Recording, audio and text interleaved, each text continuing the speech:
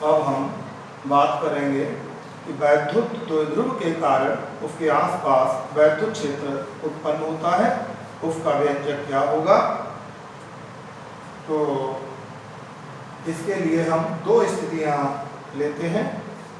पहली स्थिति कहलाती है वैद्युत द्विध्रुव की लंबाई के अनुदिश जाने वाली रेखा पर कहीं ज्ञात करें, उसे कहते हैं अक्षीय अथवा अनुदैर्ध्य स्थिति। दूसरे होती है द्विध्रुव की लंबाई के लंबवत जाने वाली रेखा पर जो हम ज्ञात करते हैं, जिसे हम निरक्षीय स्थिति कहते हैं। तो हमने नंबर 1 पहले अक्षीय स्थिति को चुना। तो कल्पना कर लेते हैं कि हमारे पास एक वैद्युत द्विध्रुव A और V है, जिसके सिरों पर ऋण Q और धन Q आवेश है।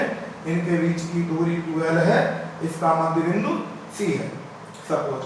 तो C के दोनों तरफ आधी आधी लंबाई बट जाएगी द्विध्रुव की L। अब कल्पना करते हैं कि इस द्विध्रुव की लंबाई के अनुदिश एक रेखा जा रही है, उस रेखा को हम अक्ष कहेंगे, जिस पर हमने एक बिंदु P चुन लिया कि बिंदु हमारे पास P है, जिसकी द्विध्रुव के मध्य बिंदु C से दूरी R है। इस P बिंदु पर हमको वैद्युत क्षेत्र की तीव्रता ज्ञात करनी है। अब आप जानते हैं कि जब कई आवेश हों तो हर आवेश अलग अलग वैद्युत क्षेत्र उत्पन्न करेगा, जिसको हम दिशा सहित ज्ञात करें और बाद में सदिश विधि से जोड़ दें तो परिणामी तीव्रता प्राप्त हो जाएगी। तो हम पहले A सिरे पर रखे आवेश के कारण तीव्रता ज्ञात करेंगे, फिर B पर रखे आवेश के कारण ज्ञात करेंगे। तीव्रता के लिए हमको आवेश से बिंदु तक की दूरी चाहिए। तो आप देख रहे हैं A से लेकर P तक की दूरी हो जाएगी L और धन R, और B से C तक की दूरी हो जाएगी R में से L कम हो गया, R माइनस L हो जाएगी।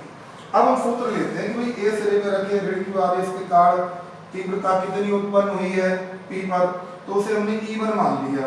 मान रख दिए तो E1 मान निकल के आया। अब प्रश्न है उसकी दिशा किधर होगी। तो E1 ऋण आवेश है, आप जानते हो कि वैद्युत क्षेत्र ऋण आवेश की तरफ होता है, इसका मतलब दिशा P से A की ओर होगी। अब इसी तरह हम B सिरे पर धन Q आवेश जो रखा है उसके कारण तीव्रता निकालते हैं, इसको हमने E2 मान लिया है, मान रख दिए।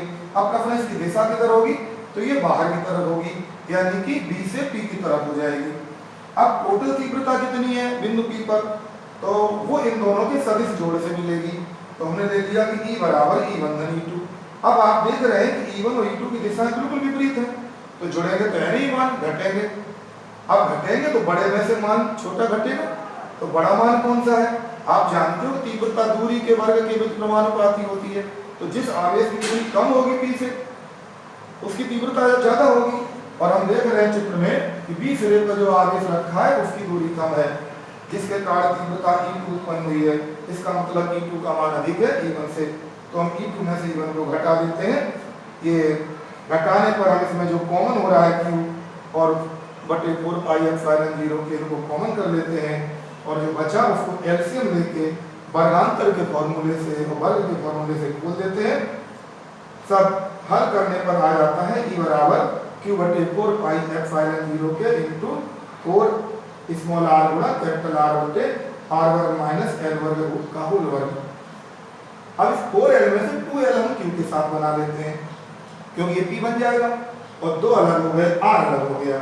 अब यहाँ पर आप देख रहे हैं ये क्या है द्विध्रुव, द्विध्रुव क्या है अणु।